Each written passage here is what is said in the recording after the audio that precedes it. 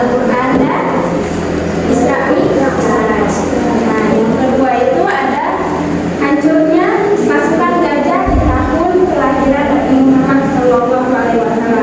Jadi Nabi Muhammad itu terkenal dengan nakulin gajah karena terjadinya peristiwa besar, yaitu adanya serangan dari Abraha, penguasa dari Yaman, yang ingin menghancurkan Ka'bah. Lalu dengan izin Allah, Allah mengirim burung ababil.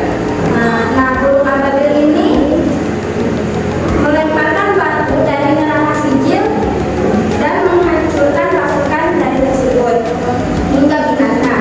Sehingga peristiwa ini diabadikan dalam surah An-Nil. Ada yang hafal nggak surah An-Nil?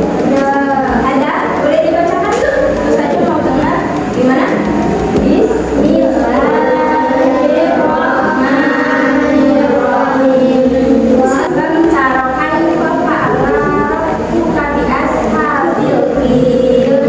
Alam yaj'al kaidahum fi tadlil wa arsalna alaihim tayran ababil tarmihim bi hijaratin min sijil faja'alhum ka'asfin ma'kul. Dalam surah apa tadi anak-anak? Al-Fil. Nah, yang ketiga itu ada peristiwa yang mengiringi malam kelahiran Nabi Muhammad. Nah, banyak sekali peristiwa yang terjadi pada malam kelahiran Nabi Muhammad.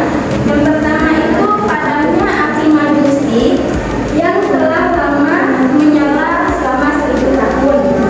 Yang kedua itu terjadinya cahaya terang yang muncul pada saat malam kelahiran Nabi, dan cahaya terang ini terlihat sampai ke Syam.